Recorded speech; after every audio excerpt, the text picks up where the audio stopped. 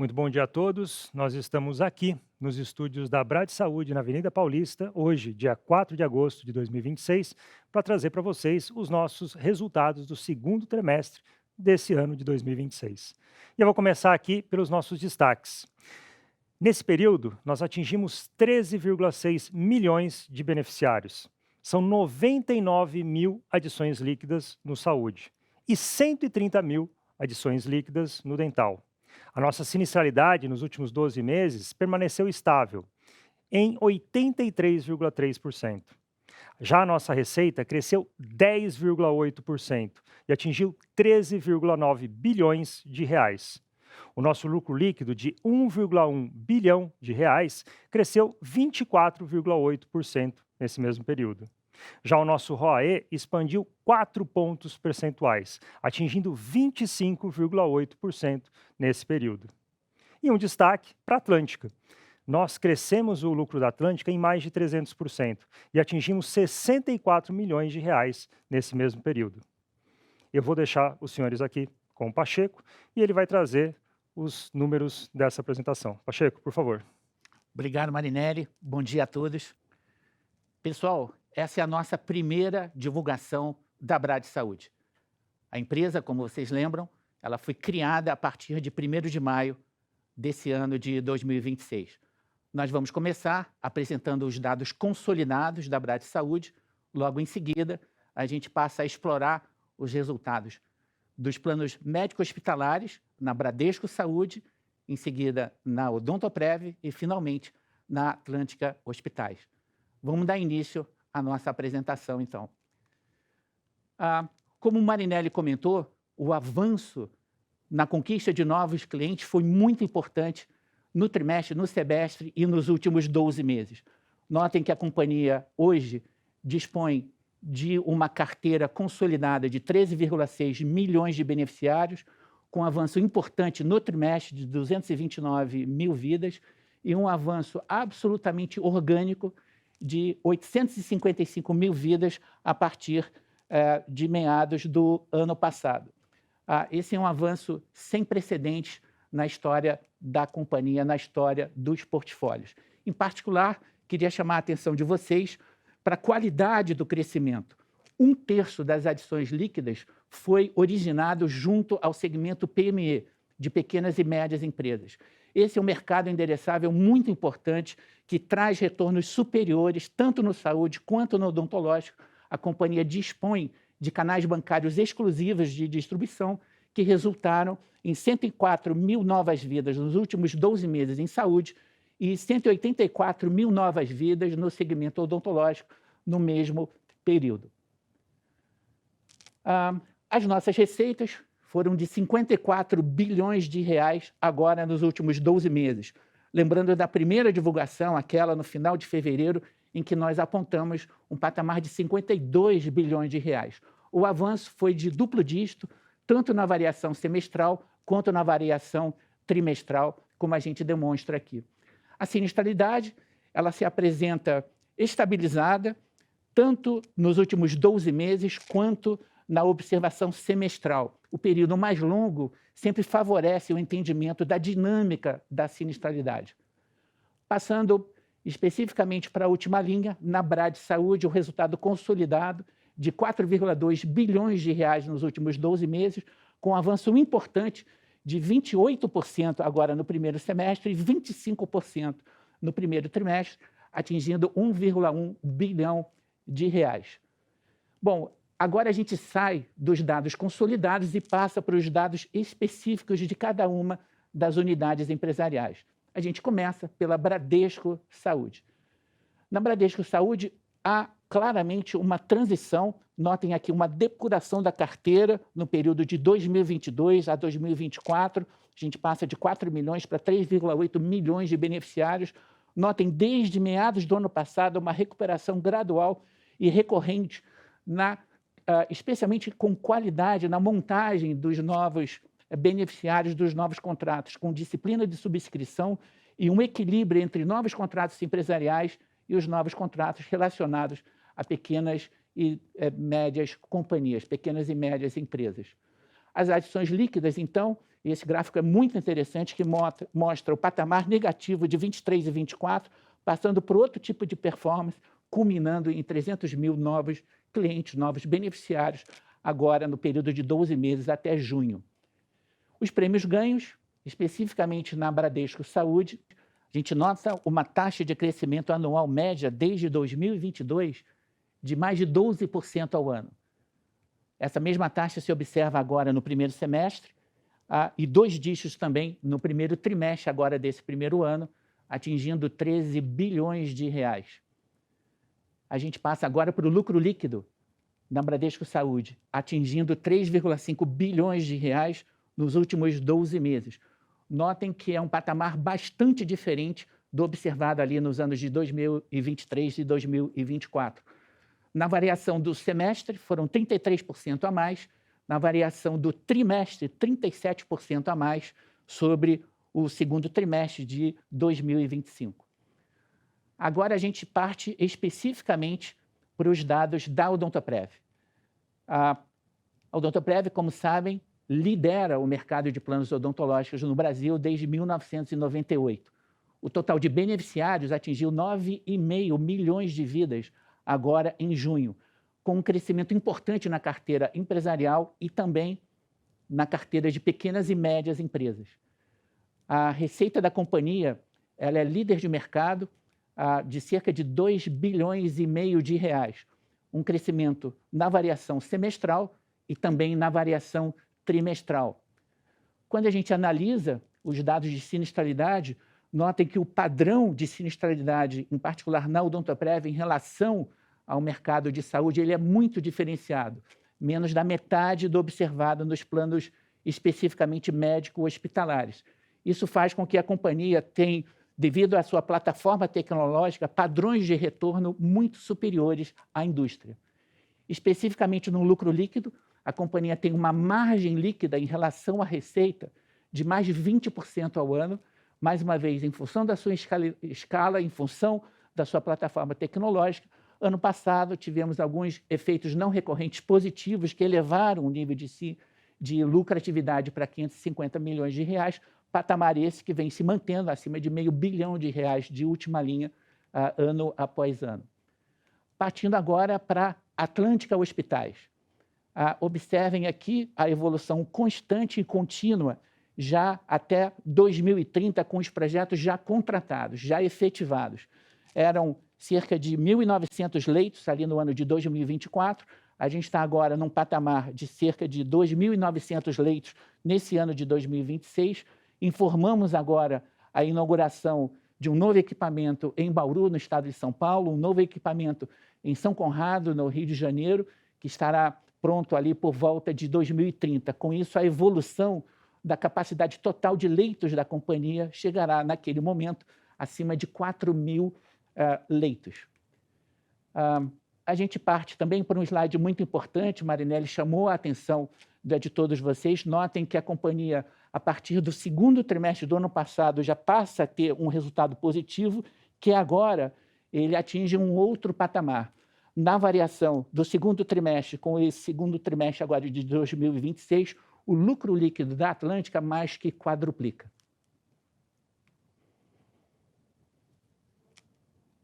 Quando ele quadruplica, ele passa a representar um percentual maior do consolidado da Brad Saúde. É isso que a gente demonstra aqui. Há um ano atrás, o percentual era de 2%, agora os 64 milhões de reais representam cerca de 6% do consolidado da Brad Saúde.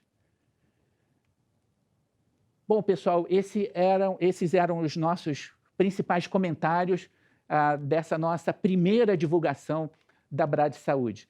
Nós trouxemos aqui dados originais, novos para vocês, abrindo o resultado médico-hospitalar, depurando o resultado médico-hospitalar do resultado odontológico, tal como disponibilizado nos dados públicos. Com isso, a gente está facilitando o trabalho de análise, disponibilizando para vocês dados que vão permitir o acompanhamento dos negócios nos próximos anos.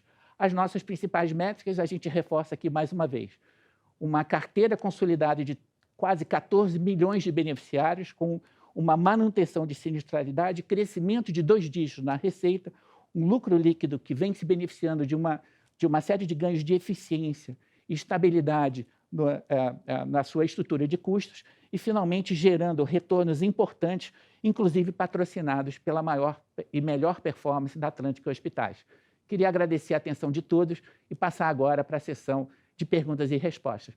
Muito obrigado, até lá.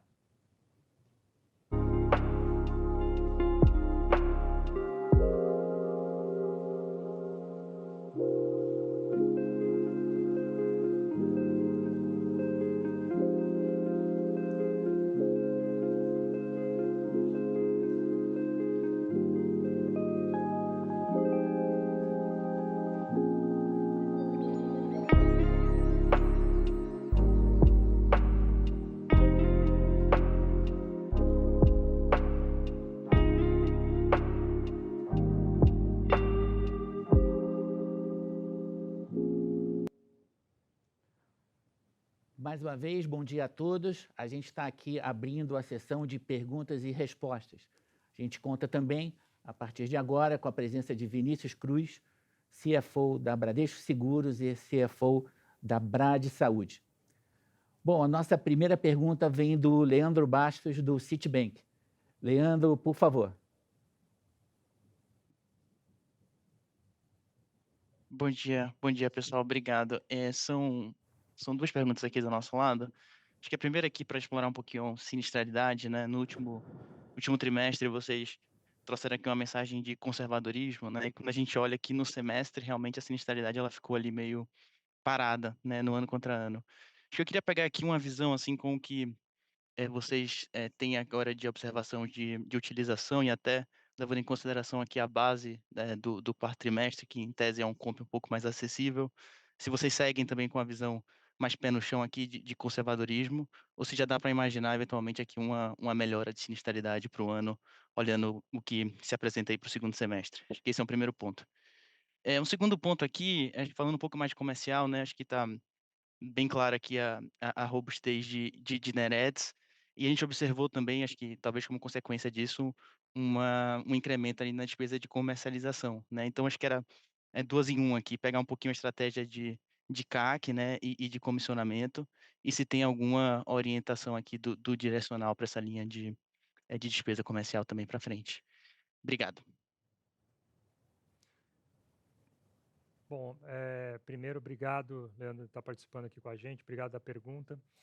A gente tem, sem dúvida nenhuma, um movimento aqui que foi muito importante quando no primeiro trimestre, e lógico, né, muitos nas nossas conversas, né, estavam surpresos com aquela queda de sinistralidade, a gente falou sobre cautela. E essa fala nossa de cautela não é uma questão de conservadorismo ou não, é uma questão de você estar no setor há muito tempo, você entender a dinâmica desse setor, você ter a granularidade da informação e você entender que você tem que entender isso não só como um trimestre, mas você tem que entender isso no médio e no longo prazo. Por isso nós falamos de cautela e por isso que nós passamos a mensagem adequada ali no primeiro trimestre, como vocês estão entendendo agora. Agora, é muito importante, a gente tem ressaltado muito essa questão nesse momento, dessa questão de a gente olhar para a sinistralidade no ano, a questão da estabilidade, ou relativa estabilidade, como a gente tem falado. O Pacheco mostrou muito isso na questão da apresentação dele, que a empresa ela foi para um outro patamar de sinistralidade. Ela se reorganizou sob o ponto de vista ali do pós-pandemia, da gente ter uma construção do número dos sinistros, seja ele por parte da utilização, frequência e ações que a gente está fazendo, seja ele também, e em um determinado momento a gente fez essa reorganização ali da estratégia para pensar em crescimento novamente. O Pacheco mostrou ali uma queda do número de beneficiários, que é uma queda que você tem que fazer aquela queda de maneira controlada. Você mantém bons contratos, você mantém contratos que você tem a capacidade de gerar melhor rentabilidade e você vai trazendo ao longo do tempo contratos em que você tem uma disciplina de subscrição muito boa, seja do ponto de vista de novos contratos, seja do ponto de vista de renovação desses contratos no preço adequado. Então, esse movimento que está sendo feito agora e essa sinistralidade para nós, é uma sinistralidade estável ou de relativa estabilidade. Isso, nesse momento, a gente olha para o ano de 2026 e a gente tem esse conforto de passar essa relativa estabilidade para vocês. Agora, a qualidade daquilo que a gente está construindo é muito importante ser destacada aqui. Seja sob o ponto de vista de onde está sendo construído, então o segmento de pequenas e médias empresas ele é muito importante e tem sido muito forte dentro dessa construção desses novos contratos, mas também essa manutenção da disciplina de subscrição, inclusive com novos produtos que têm um mix de sinistro diferenciado, mas que, logicamente, quando você entra em determinados mercados, você quer adquirir mais vidas, como a gente fez aí na questão tanto do saúde quanto do dental, você entrar com maior competitividade, você transformar essa sinistralidade menor de alguns outros momentos numa competitividade melhor de preço num determinado momento. E o que a sua pergunta sobre a questão aí da despesa comercial, ela reflete exatamente isso, é uma dinâmica do nosso setor. Então, com um crescimento acentuado como esse que a gente mostrou, de vidas, no mercado que o total de vidas não cresce, ele definitivamente é um momento que você tem de uma despesa comercial maior num primeiro momento. Então, isso está de acordo com uma estratégia nossa, colocar para os senhores, como a gente fez no último trimestre, de que havia cautela em relação ao número, embora nesse momento o número esteja estável no semestre e tem até uma ligeira melhora no ano, e que a gente tem aí o crescimento que a gente verificou, que é um crescimento que a gente não tinha experimentado em períodos anteriores, ele é um crescimento novo para a gente em termos de intensidade, ele vai se refletir naturalmente na questão das despesas comerciais que a gente tem. Então, isso faz parte de uma estratégia que está sendo executada com disciplina e previsto dentro daquilo que a gente tem de diversidade de crescimento da organização, inclusive com essa questão, como a gente já tinha adiantado anteriormente, de que Atlântico Hospitais e Participações iria ter uma participação maior na composição de resultados. E aí, quando eu falo de qualidade, eu quero destacar também o seguinte: 2/3 do nosso resultado ele continua vindo do resultado industrial. Então, o resultado financeiro faz parte de uma empresa com as nossas características. Aliás, ele é muito desejado, uma empresa com as nossas características, a gente se aproveitar de momentos em que você pode ter esse retorno diferenciado no financeiro. Isso dá a robustez do resultado, isso dá a qualidade do resultado e, principalmente, a confiabilidade da gente para o médio e longo prazo. Obrigado, Marinelli. Obrigado, Marinelli. Leandro. Nossa Obrigado, próxima pergunta vem do Maurício Cepeda, do Morgan Stanley. Cepeda, por favor. Marinelli, Pacheco, Vinícius, bom dia, obrigado pelo espaço. Eu tenho 2 perguntas, elas têm mais ou menos a mesma temática aqui, um pouco dos colchões aí para frente, né, do negócio. Então, a primeira é judicialização do setor, né? Se puderem dar um pouco do update, como está isso, principalmente no PME, e aí a questão de como que esse EMALAR, né, que não, que ainda é um pouco mais alto aí do que o ano passado, mas como vocês pensam talvez numa transição para um EMALAR que seja talvez um pouco mais folgado para absorver eventuais impactos de judicialização? E a segunda pergunta também tem a ver com um pouco desses colchões, né, de transições. Acho que tem um pouco a ver com a pergunta anterior, né? Mas num movimento em que a gente pode transitar para juros mais baixos, né? Talvez não tão imediatamente, mas eventualmente vai acontecer. Como vocês pensam no comercial de vocês para que o prêmio consiga também absorver, né, uma questão de um resultado financeiro mais baixo e uma compensação no operacional, e imagino que isso seja um tema já de agora, né, por causa do carregamento das carteiras, né, do carregamento das decisões comerciais de hoje. Obrigado. Perfeito. Obrigado, Cepeda, da sua pergunta. Falando do primeiro ponto, né, a gente vê, logicamente, judicialização não é algo desejável no setor, a gente gostaria de ver uma estabilidade, previsibilidade de contratos maior, mas ela é uma realidade do nosso setor. Aliás, não é só do setor de saúde, é uma realidade de vários setores no Brasil, essa questão do uso intenso do sistema judiciário, né, para pedir, né, para ter algumas demandas que eventualmente não estão de acordo com o contrato. Então a gente tem uma clareza, né, da gente cumprir os nossos contratos claramente.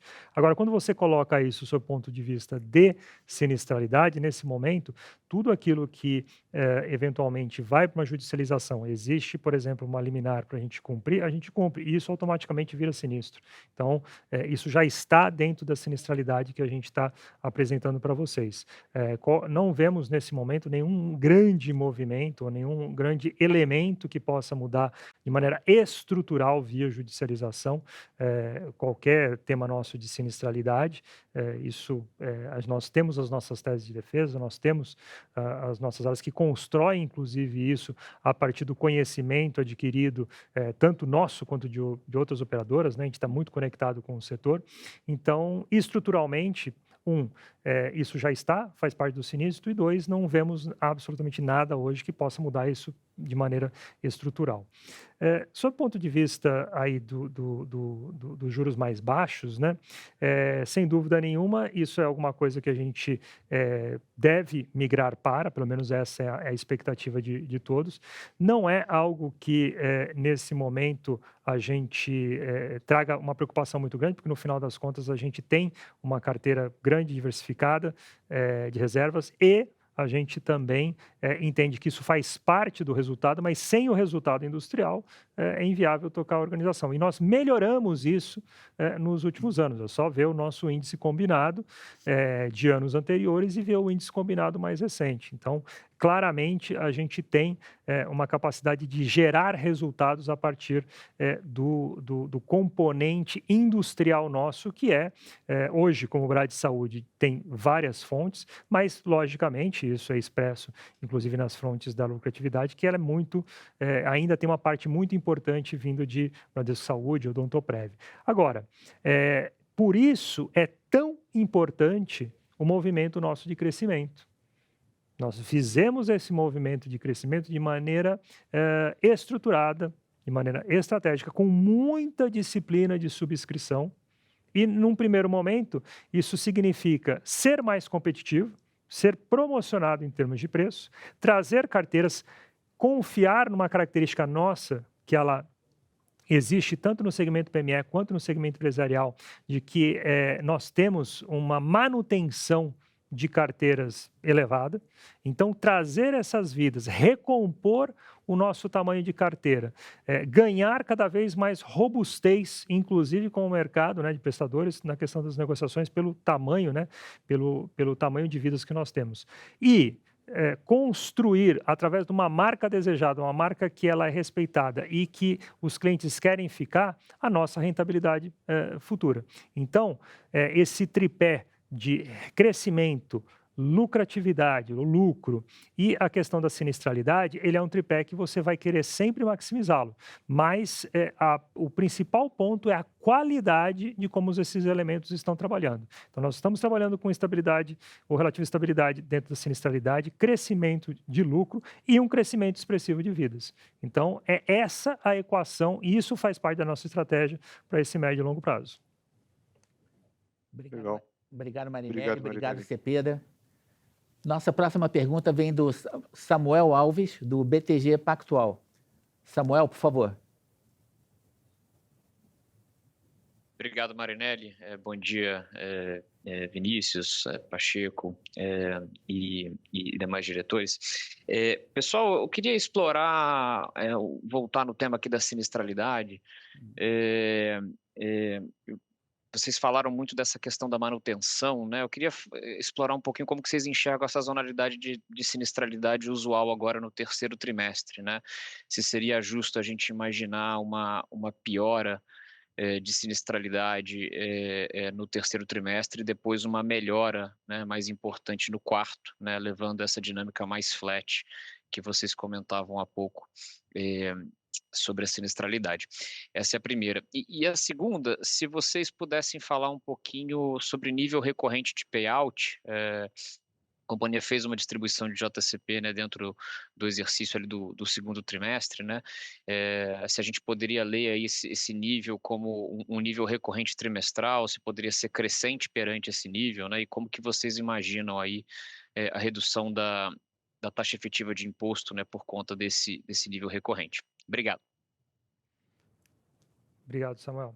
Bom, vou começar aqui com a questão da sinistralidade, depois passo para o Vinícius Pacheco complementarem aí na questão do payout.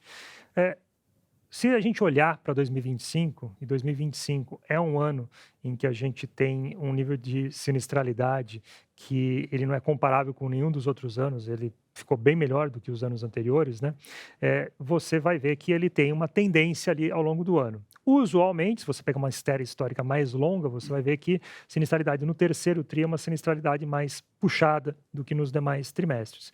Então, como a gente não dá guidance com relação à sinistralidade, mas a gente está falando aqui sobre relativa estabilidade no ano, então é só comparar o ano passado com esse ano e você vai ver que eventualmente existe uma tendência simplesmente pela comparabilidade direta de sinistralidade de terceiro e quarto trimestre. Mas como eu disse, relativa estabilidade dentro daquilo que foi um ano que foi da menor sinistralidade histórica da companhia. Então, isso acho que essa comparabilidade com o ano passado já diz muito sobre como é que a gente vê o sinistro para o restante do ano.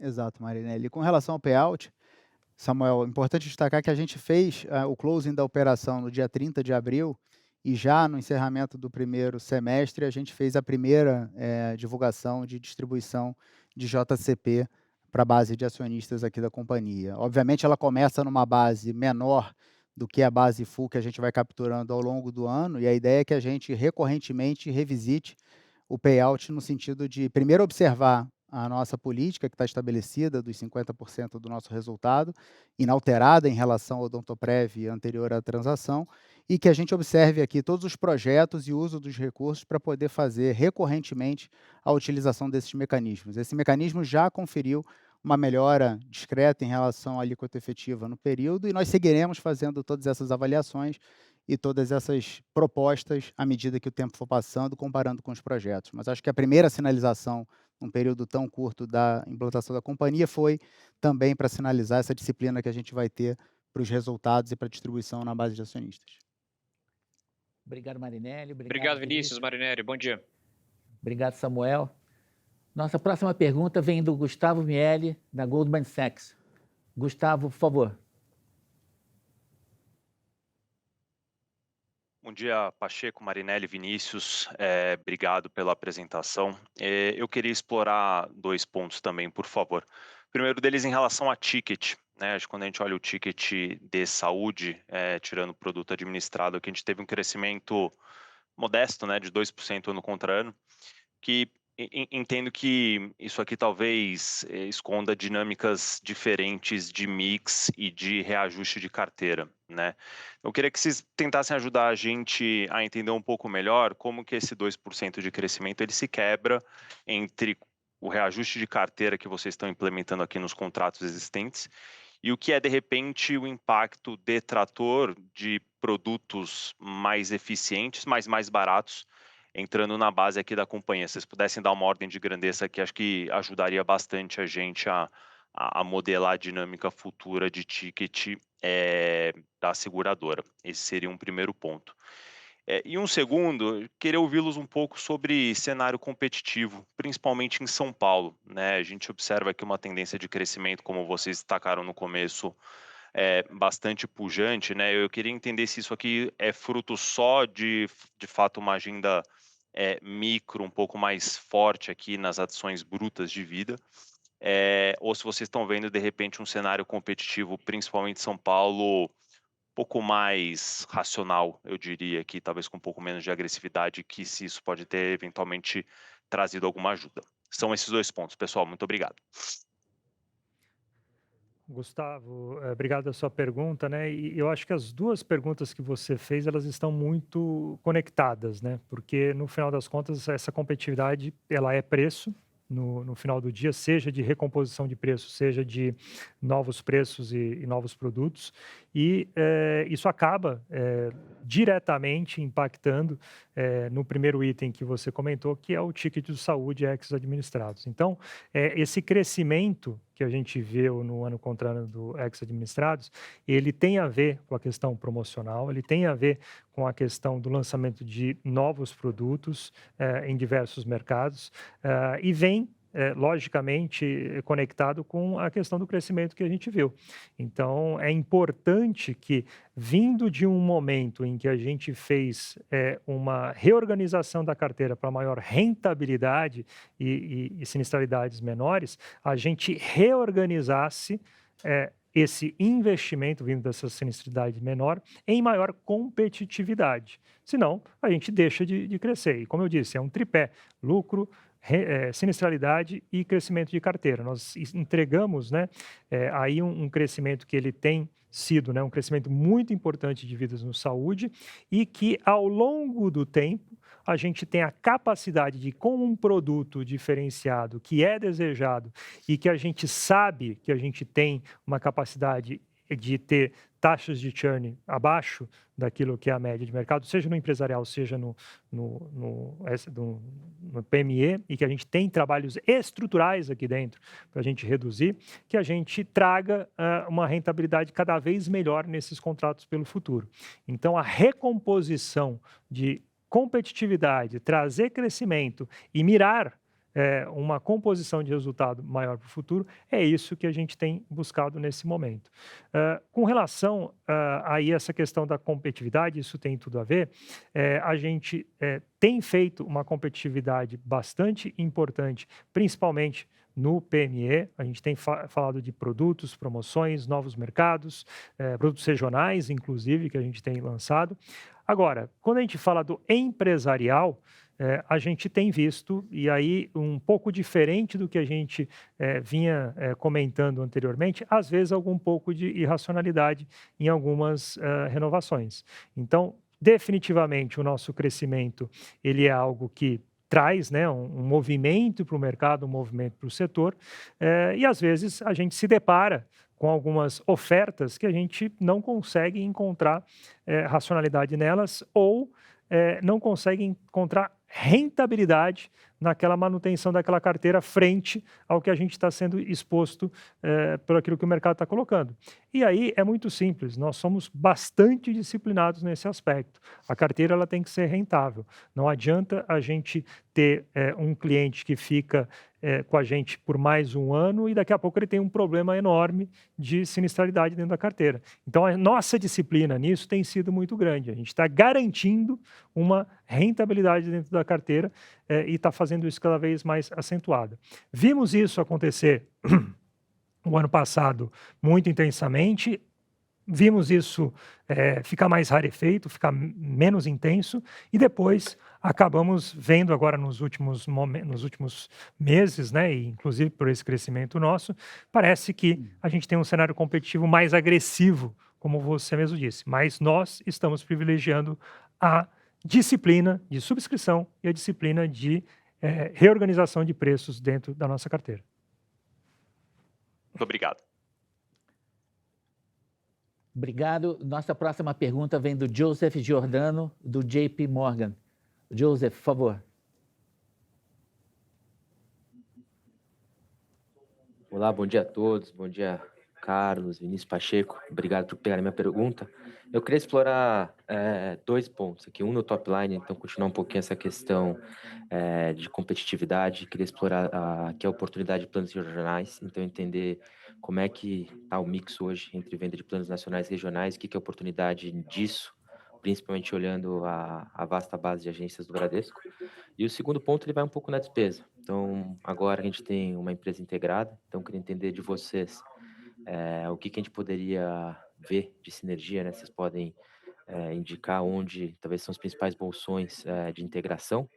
E o segundo ponto é quando a gente olha para o Odontoprev, né, no estado da despesa, o Odontoprev normalmente não é uma operação onde a gente erra muito, né? E aqui quando a gente olha para o resultado, ele veio bastante aquém ao esperado. Então eu queria explorar com vocês se teve alguma despesa one-off ainda relevante de carregamento dessa transação que afetou esse resultado do TRI. Muito obrigado. Obrigado, Joseph. Eu vou começar, pois Vinícius e Pacheco podem complementar. Com relação à oportunidade dos planos regionais, nós somos uma empresa que é conhecida pelos planos nacionais, os planos, inclusive, diferenciados, os planos premium. E lógico que é uma tendência recente do mercado essa criação da criação dos planos regionais. Então, o que nós temos aqui como estratégia? Aproveitar essa oportunidade ainda de maneira marginal. Nós não vamos, nesse momento, mudar a nossa estratégia de ser uma empresa só de planos regionais, mas nós temos a capacidade, seja do ponto de vista, inclusive, de Atlântica, com os investimentos em novos hospitais, como a gente fez em Bauru recentemente, onde a gente lançou um plano regional lá com foco, tendo como hospital âncora o Hospital Santa Lúcia de Bauru, fazer esse tipo de movimento. A gente fez lançamentos em mercados específicos, como Macaé, como Alphaville, Guarulhos, e a gente aproveita também dessa diversidade de linhas de lucratividade e receita que é a Brad Saúde, para complementar com esses planos regionais que, junto com os planos nacionais que nós já oferecemos, eles têm a capacidade de marginalmente trazer mais vidas. Quando você já tem 4,1 milhões de vidas, principalmente no segmento premium e de maior ticket, naturalmente, essa liderança faz com que você tenha a capacidade de, com rede, com esses investimentos de Atlântica, complementar e trazer esses ganhos marginais. Agora, são ainda marginais dentro da nossa estratégia, não é o grande foco nosso a questão dos planos regionais. Agora, é uma alternativa, é mais uma estratégia lateral que a gente tem que pode ser intensificada à medida que a gente entenda e que a gente tenha os resultados que a gente vem planejando. Com relação aí à exploração, né, daquilo que a gente tem com agências, tudo, logicamente, essa é uma força que a organização tem, é uma oferta complementar que a organização pode trazer para o seu cliente e vai trazer de maneira muito intensa. Então, explorar absolutamente todas essas possibilidades de sinergia, inclusive aí através do canal do banco. Perfeito, esse ponto que você toca sobre as sinergias, e de fato, quando nós lançamos o ecossistema, a gente mencionou algumas vezes de que a gente está reunindo aqui um conjunto de companhias líderes em cada uma das áreas de atuação e que, portanto, a gente vai explorar e continuamos explorando fortemente as sinergias de top line, as sinergias de crescimento, e a gente vê uma combinação muito importante das forças comerciais de cada uma dessas empresas. Acho que o exemplo de Bauru é um exemplo super único e especial, onde você consegue juntar um ativo desejado, lançado pelo Grupo Santa, com uma oferta de produtos que nos credenciam a fazer uma ação comercial e explorar um mercado onde antes a gente não era tão competitivo quanto as ofertas existentes naquela praça. Então, a gente aqui tem um exemplo clássico de sinergias que vão puxar resultado do top line muito mais importantes e sustentáveis do que eventuais iniciativas pontuais, que certamente a gente vai observar e a gente não vai deixar passar oportunidades de ganhos e de aumento de eficiências, lembrando que são companhias líderes e com histórico bastante exitoso no combate a desperdício e trabalho em conjunto. Sob o ponto de vista do resultado da Odontoprev, é importante destacar, primeiro, a liderança absurda da Odontoprev no sentido de quantidade de vidas. Crescemos, apesar disso, crescemos quantidade de vidas, entretanto, com um mix um pouco diferente do que períodos passados. A relação entre o resultado do ano passado e o resultado desse ano está muito mais relacionado a eventos específicos do ano passado, o ganho de ação que nós tivemos no aspecto regulatório, que incrementaram o nosso resultado, entretanto, e algumas despesas relacionadas à operação. Entretanto, se nós observarmos em 12 meses, a gente segue com um resultado bastante pujante, uma contribuição para o resultado do ecossistema super importante, na casa de mais de 10% dentro do contexto da Brad Saúde, e segue sendo um ativo que faz todo sentido para a gente ampliar a oferta diferenciada nos canais exclusivos que nós temos, para poder crescer vidas com uma rentabilidade bastante superior aos demais ativos que ainda estão em fase de maturação. Nesse tema das sinergias, eu vou complementar, Joseph, trazendo a questão do PME. Vocês notam que nos últimos 12 meses, a adição líquida consolidada na Brad Saúde foi de 855 mil vidas, dos quais 1/3, pessoal, veio de clientes PME, tanto no saúde quanto no dental, significando um crescimento de 2 dígitos em número de beneficiários nas duas carteiras. Esse é um segmento que permite uma mais baixa sinistralidade, tanto no saúde quanto no odontológico. E a Brad Saúde tem um posicionamento único com relação a esse mercado, que é um mercado potencial novo e bastante relevante aí para os resultados futuros. Mas era isso que a gente estava querendo trazer. Joseph, obrigado aí pela tua pergunta. A gente passa agora para a próxima pergunta, que é do Caio Moscardini, do Santander. Caio, por favor. Oi, pessoal, obrigado por pegar minha pergunta. Duas aqui do nosso lado.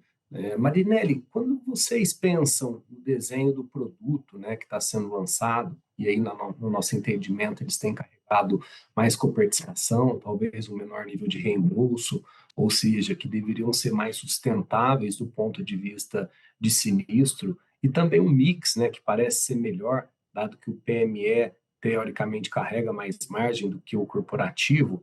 Nesse caso, a gente não deveria observar essa sinistralidade gradualmente melhorando ao longo do tempo, ou todo esse potencial, essa potencial maior eficiência, ela deve ser compartilhada com o cliente para vocês crescerem vidas mais rapidamente? E a segunda pergunta aqui sobre o JCP, né, e os benefícios na alíquota efetiva. Faz sentido a gente esperar uma alíquota efetiva menor agora no segundo semestre versus o primeiro semestre? E se essa alíquota efetiva para o ano fechado, ela deveria ser mais próxima aí dos 36%? São essas duas. Muito obrigado.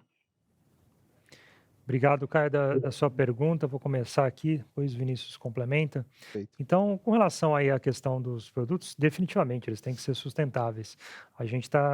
Nós temos aqui, né, como eu disse para vocês, uma capacidade, né, de manutenção de clientes bastante grande. E só se faz quando você olha muito de perto a sinistralidade e você tem uma capacidade de ofertar, logicamente, preços que sejam competitivos, né? Vamos lembrar que esse é um produto que ele, basicamente, ele tem uma renovação de contrato todos os anos. Então, todos os anos, o próprio mercado, via corretores, via novas ofertas, ele busca, e definitivamente muitos dos competidores querem os nossos clientes, para não dizer todos os competidores querem os nossos clientes, e a gente tem que ser competitivo em termos de preço.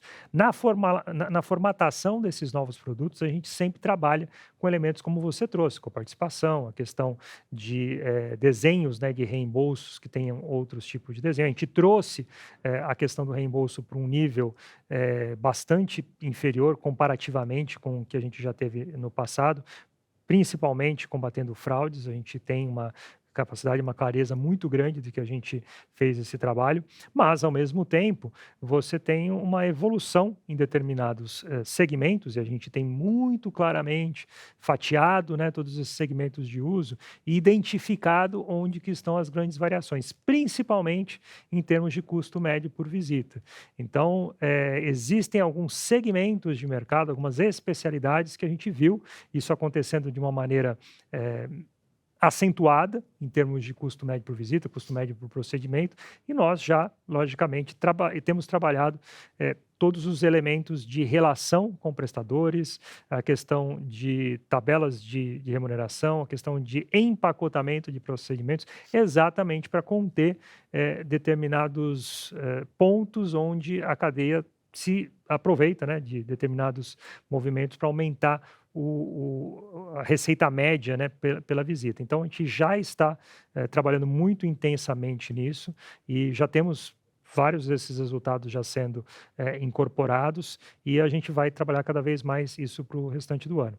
Então, aqui não é uma questão simplesmente de você negociar bem, mas você ter práticas junto aos prestadores que revelem aquilo que a gente tem de entendimento junto com a nossa diretoria médica, com nossos prestadores, o que é o melhor cuidado para o nosso beneficiário. Então, muito disso ele está vindo acontecendo nos últimos meses e deve refletir aí em termos de sinistralidade mais sustentável para o resto do ano. Com relação ao JCP, Caio, você está no caminho certo, é mais ou menos isso que a gente enxerga de alíquota efetiva, mas principalmente por conta do aumento da contribuição daqueles ativos que já chegam na Bradsaúde na forma de equivalência patrimonial, que possuem a alíquota menor do que a alíquota da Bradesco Saúde, que é e continuará sendo o principal centro de resultado aqui do ecossistema. Então, em linhas gerais, com o uso do JCP e com a maior contribuição desses ativos, a gente deve ter uma redução da alíquota efetiva e o número que você indicou está mais ou menos em linha com o que a gente está enxergando para frente. Muito obrigado. Obrigado, Caio. Nossa próxima pergunta vem do Vinícius Figueiredo, do Itaú BBA. Vinícius, por favor. Tudo bem, pessoal? Bom dia. Queria explorar um pouquinho mais esse ponto aqui do pagamento de JCP. Sei que acabaram tendo algumas perguntas, mas só para a gente entender, assim, olhando até no ITR, né, que a gente consegue ter uma noção do capital baseado em risco, tanto do lado de saúde quanto do lado de Odontoprev, a gente consegue olhar aqui que você tem um patrimônio líquido ajustado, que ele tem uma folga, né? Mas ele é uma folga que é menor do que você tem o de caixa versus a provisão técnica, por exemplo, né? Só para tentar entender se isso daqui acaba sendo algum limitador aqui para o JCP sendo distribuído pela entidade Brad Saúde, ou se existe alguma eficiência que poderia ser feita aqui, principalmente na otimização das estruturas dentro da companhia. E aí, o segundo ponto seria a sinistralidade.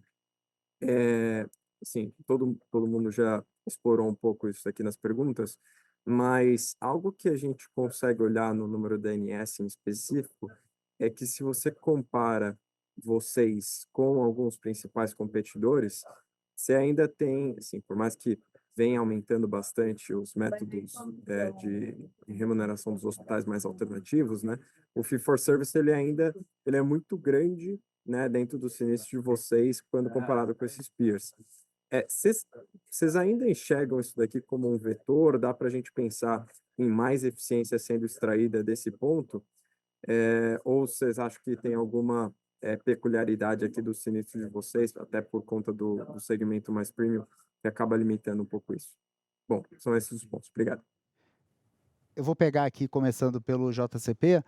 Importante a gente olhar o JCP como um dos mecanismos de payout que a gente tem na Brad Saúde. A gente tem, em primeiro lugar, a observação da solvência, e não apenas a solvência do capital baseado em risco, mas todas as nossas metodologias proprietárias que apontam um nível de buffer, um nível de conforto para não só enfrentar volatilidades dos resultados ao longo do período, mas também suportar o crescimento que a gente tem das operações, seja na operação de saúde, seja na operação dental. Especificamente, nessa primeira declaração de JCP, a gente tem que levar em consideração o PL original da Odontoprev, portanto, uma base inferior ao PL da Brad Saúde consolidado, e essa é uma tendência de crescimento nos próximos períodos, como a gente vai observar nessa linha. Então, a restrição, eu diria que é muito mais orientada à observação do crescimento e a demanda por capital do que qualquer outro tipo de restrição que fique represando recursos do lado das operadoras que são reguladas pela agência. Outro ponto importante é esse trabalho constante de eficiência. A gente tende a deixar as companhias capitalizadas, as companhias que estão no âmbito das operações de investimentos, por exemplo, os investimentos hospitalares e de crescimento de serviços, deixando essa estrutura ainda mais eficiente do que se os recursos ficassem nas companhias reguladas e, portanto, você vê essa diferença dos recursos nas demais entidades que compõem o nosso ecossistema. Sem dúvida nenhuma, passado o closing, como eu disse, realizado em abril, portanto, só 2 meses de operação da Brad Saúde na forma completa, a gente ainda está verificando outras alternativas para poder buscar ainda mais eficiência na estrutura original da Brad Saúde, que foi composta a partir da contribuição dos ativos da reorganização societária. Portanto, vê em espaço, sim, de um pouco de aumento de eficiência, mas aqui acho que a mensagem importante é que a gente vai observar a solvência, observar a sustentabilidade dos negócios, observar o crescimento das operações e os investimentos programados para a companhia, para poder, a partir deles, observando o payout que está estabelecido estatutariamente, para a gente poder observar o mecanismo de payout que busca eficiência e entrega dos nossos resultados para frente. Com relação à sinistralidade, antes de passar para o Marinelli, acho que é importante a gente observar que a gente amadureceu bastante o processo de regulação com muita informação capturada pela Bradesco Saúde nas suas áreas de sinistro, mas também pela Horizon, nossa companhia Health Tech, que apoia na elaboração de uma série de análises que trazem para a gente mais capacidade de entender o movimento do sinistro e de dialogar com a nossa rede referenciada. Começamos com pacotes para poder aumentar a previsibilidade, depois nós mudamos e movemos para pacotes e outras alternativas para buscar maior alinhamento entre operadores, prestadores e a fonte pagadora. Isso é um processo que evolui constantemente. Então, é um processo que, baseado em informação e na qualidade dos dados que nós temos internos na companhia, dada essa nossa exposição e commitment com o sistema há bastante tempo, a gente consegue construir novas metodologias para poder alinhar os incentivos e gerar um crescimento sustentável que acaba se transformando em dinâmicas de preço, reajuste bastante menos severas do que nós observamos no calendário de 22, 23, como o Pacheco demonstrou na apresentação para a gente. Obrigado, Vinícius, da pergunta aí. Eu acho que tem um elemento aí que você trouxe, eu já tangenciei ele na pergunta anterior, que era super importante. Com relação ao sinistro, a gente tem que entender que o sistema todo ele vai evoluindo. Então, em algum momento, né, e a gente às vezes tem essa questão de ver os grandes vilões. O vilão é o fee for service, então a gente tem que empacotar tudo.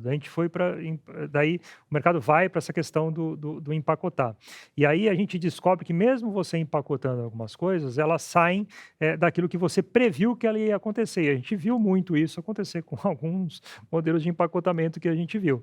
E como eu comentei agora, né, recentemente a gente fez uma reestruturação nível estrutural aqui, né, de equipes, né, e de lideranças, para a gente ter 3 pilares dentro daquilo que a gente vê como sinistro. Então, a gente tem um pilar que é o pilar da autorização, né, que a gente vê, né, a pertinência, a gente vê aquilo que está sendo pedido, a gente entende para ver se tem alguma coisa que pode ser ali otimizada e trabalha isso com os prestadores para que isso aconteça de uma maneira cada vez mais rápida.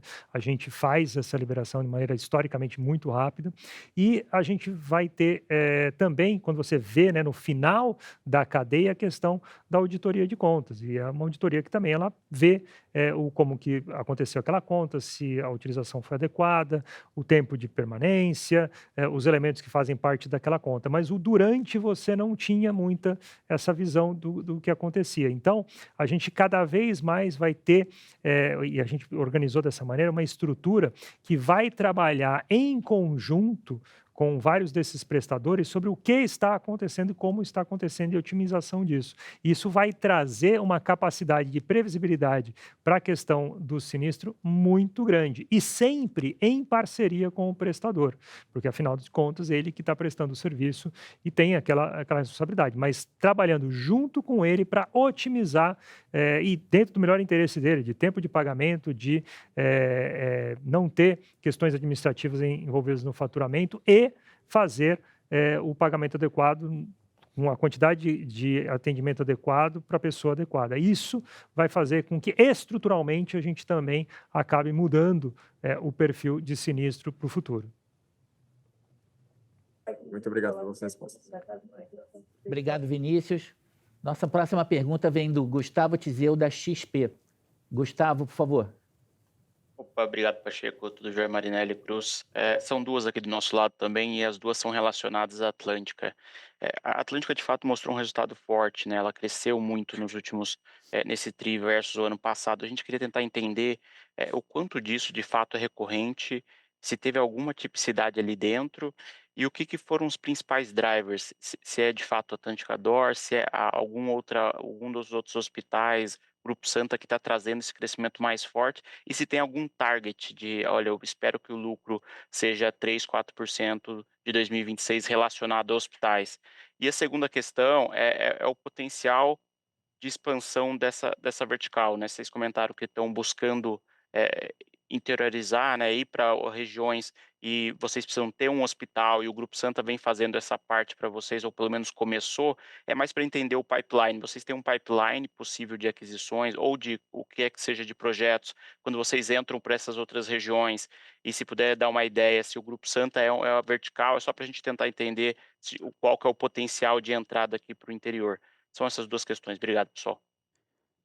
Gustavo, Obrigado pela pergunta. O resultado da Atlântica ele é resultado do próprio processo de crescimento e desenvolvimento dos hospitais que vem sendo anunciados desde que a gente iniciou o processo da Atlântica Hospitais. Então, começamos com os equipamentos Greenfield, que naturalmente eles começam a amadurecer nas praças onde eles estão instalados, ele começa o processo de credenciamento com outras fontes pagadoras, e o conjunto desse processo e o entendimento dessas regiões do equipamento de qualidade vão favorecendo esse crescimento de participação no resultado. Isso aconteceu em todas as praças em que a gente instalou os equipamentos. No caso do Grupo Santa, bastante mais maduro, é o resultado bastante estável, reflexo das ações que eles têm empreendido lá nas praças onde eles estão atuando, e, portanto, esse é um processo natural, operacional, de crescimento, à medida que você tem um crescimento dos leitos operacionais, né? A gente no material elaborou para vocês não só a quantidade de leitos que a gente tem, mas também o avanço da quantidade de leitos operacionais. Esse resultado vem desse processo de crescimento e amadurecimento desses equipamentos. Quando a gente olha sobre o potencial de participação da cadeia de serviços dentro da Brad Saúde, a gente começou a história da Brad Saúde com cerca de 1% de resultado vindo de Atlântica, agora a gente já está falando de, no segundo trimestre, 6%. À medida que a gente tem esse conjunto de ativos que já montam mais de 4.000 leitos preparados para a instalação, a gente tem aqui uma expectativa de que ele naturalmente vai crescendo a sua participação dentro dessa pizza, uma pizza que cresce também pelo resultado das demais operações. Em 5, 7 anos, a gente vai ter mais de 10% vindo por um processo natural de crescimento, e aqui não tem necessariamente a obrigação de instalação de novos equipamentos para poder suportar esse crescimento. Praças onde a gente identifica equipamentos de qualidade instalados e que vão viabilizar a oferta de soluções de saúde pela Bradesco Saúde sem necessariamente demandar novos hospitais, nós também seguiremos esse processo de crescimento baseado nos nossos acordos e no nosso referenciamento com a rede de prestadores. Então, não existe obrigatoriedade de crescimento via instalação de novos hospitais, mas onde tiver oportunidade de crescimento, de instalação, crescimento de diferenciação nessa praça, certamente a gente vai avaliar e o nosso pipeline observa todos esses fatores. Tá? Perfeito. Obrigado, Cruz. Obrigado, Gustavo. Nossa última pergunta vem do Antônio Cardoso, da Jefferies. Antônio, por favor. Pessoal, tudo bem? É o seguinte, duas perguntas do meu lado. Primeiro, eu queria saber sobre estrutura de capital da Atlântica.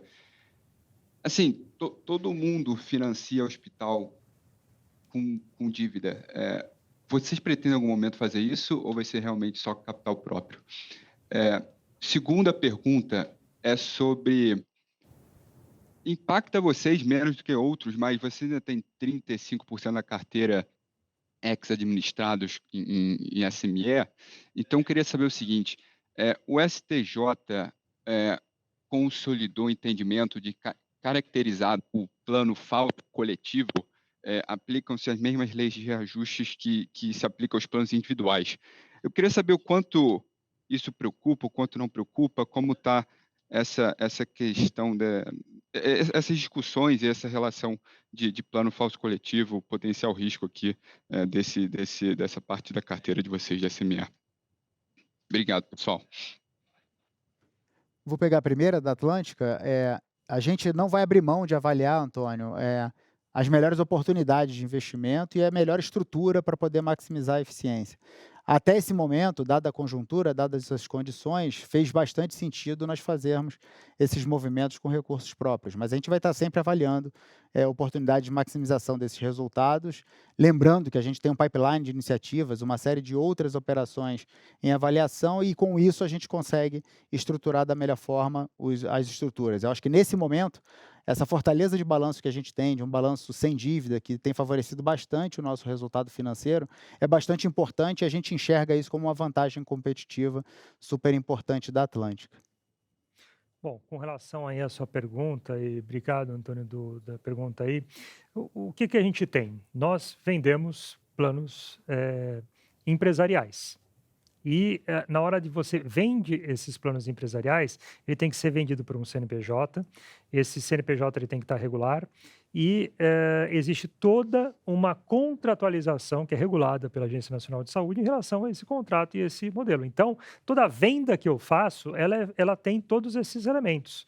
E aí o que a gente vê é alguns tentando trazer, né, alguns ângulos, algumas teses junto aí ao judiciário para tentar reinterpretar esses contratos que foram definitivamente estabelecidos, mantidos, assinados e têm a sua previsibilidade prevista em lei e pela regulação da própria ANS. Então, com relação a isso, a gente tem uma tranquilidade muito grande que nós estamos dentro daquilo que a ANS regula, dentro de contratos válidos e dentro de um modelo que ele é extremamente amplo e utilizado dentro do mercado brasileiro. Inclusive, nós temos algumas regras internas que a gente coloca exatamente para limitar nossa exposição a entendimentos diferentes, como alguns que andaram acontecendo. Então, o que a gente faz é se proteger cada vez mais disso. Mas, nesse momento, não tem absolutamente nada estrutural sobre esse tema.